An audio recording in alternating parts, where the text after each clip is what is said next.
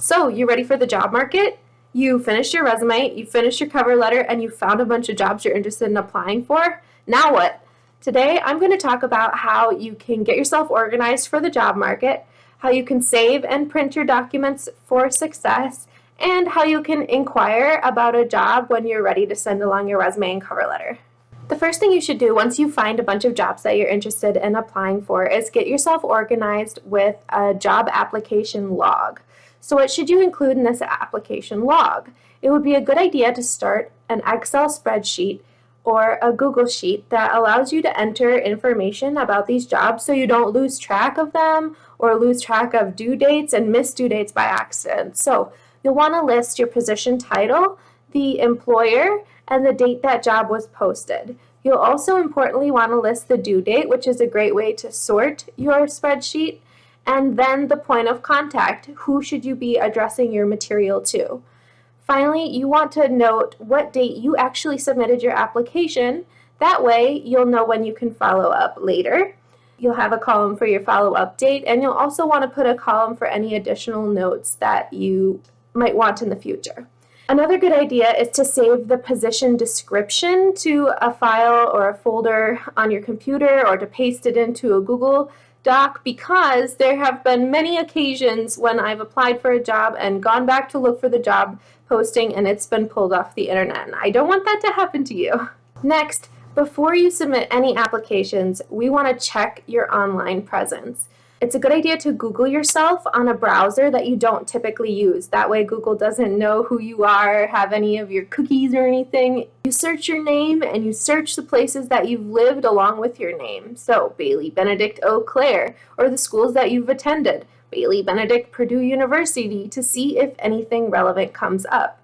You'll want to lock down your social media accounts or make sure that they are a nice professional presence if you do leave them online. And then a good idea is to create a LinkedIn account. That way, if there is anything that's like your high school basketball stats or things that aren't relevant to you as a professional now, that LinkedIn profile will maybe push those down to a lower result on Google. Next, you want to check your voicemail greeting. We really want to make sure we have good audio quality, that's not you recording it while you're in the middle of the mall or something. And then we want to include a few pieces of information to have a pleasant greeting that provides some instruction for the person who calls you. So first we want to greet them, then we want to introduce them to your voicemail, state your name, and mention your absence. We can also request that they leave a message because some people don't like to leave messages and they just won't, so we can let them know we want them to leave a message, and then mention our plan to follow up and thank them. So it could sound like this. Hi, this is Bailey Benedict's voicemail. I'm unable to come to the phone right now, but I'd like for you to please leave me a message and I will get back to you as soon as I can. Thank you and have a great day. Simple as that. Now that you've got yourself organized for the job market, let's make sure our documents are saved and printed in an appropriate way. First things first, we want to save our files as PDFs. If our resume or our cover letter is a Word document, sometimes our formatting can get wonky, and so a PDF is a safe way to make sure that whoever opens your file is going to see it the way that you see it on your computer. What do we want to include in the file names when we save them? Well, because this person doesn't know who you are and might be downloading your files onto their computer, we want to put your name, your full name or your last name, into the title of that file. And we also want to put the document type, so resume or cover letter.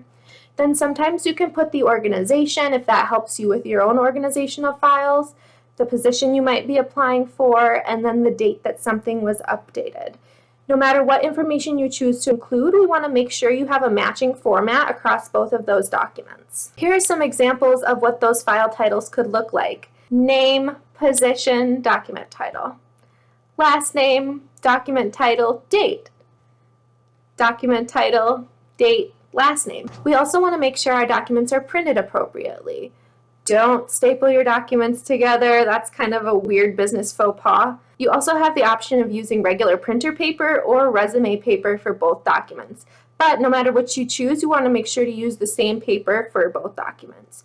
If you choose a resume paper, we want something to be white, ivory, or a light creamy beige color. Maybe a light version of blue or pink or purple would be okay too. You're open to using other materials. There are some funky things that papers are made of, like linen. That is okay.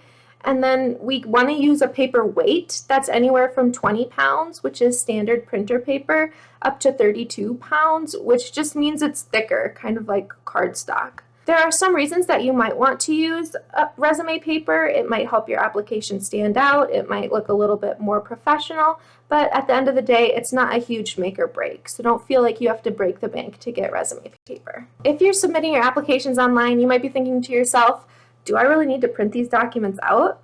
Well, you might need to print your documents for any networking events that you're attending, job fairs you might be attending, or interviews. Anytime you're interviewing in person, we want to bring copies of your resume at least, and maybe also your cover letter. That way you can pass them off to your interviewers, and if they ask you to review your resume with them, you'll have a copy of your own resume right on hand, so you don't have to think back, what did I include on my resume?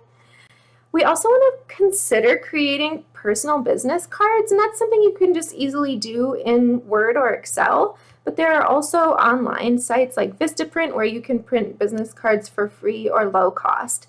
On those business cards, you don't have to have a business that you put on the card. You are the business. So putting your name, your contact information, and the title that you'd like to sell yourself as could be a good idea. Then you don't have to lug around your resumes when you go to job fairs or networking events. Now that you've got those documents squared away, we want to write a strong inquiry about the job so you can submit that resume and cover letter online. We could either use email or LinkedIn to send the message, and we want to be really specific with our subject line. I'll give some examples on the next slide.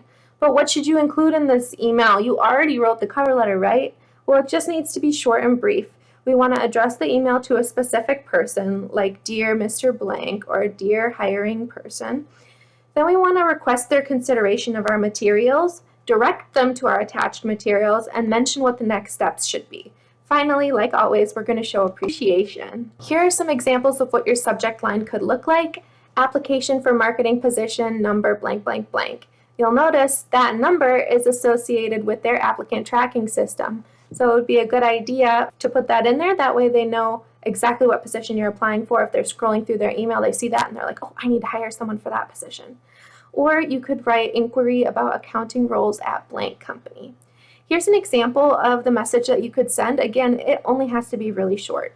You could say, I hope you're doing well. Please accept the attached resume and cover letter as my application for the blank position. Please let me know if you need additional information or would like to talk about my fit for the position. Thank you. Or another example is, I am writing to provide my resume and cover letter for consideration for the blank position. Please let me know if you'd like to discuss my qualifications to fulfill the duties of this position. Thank you for your time. Sincerely. All right, now you've got your resume and cover letter sent off for consideration. You are ready for the job market. The things I covered today were 1, getting yourself organized with an application log so you don't accidentally miss any key dates and that you have the position description saved somewhere, checking your online presence and your voicemail greeting to make sure that they are both professional, saving your documents appropriately, printing your documents appropriately, and writing a strong inquiry about the job. Good luck!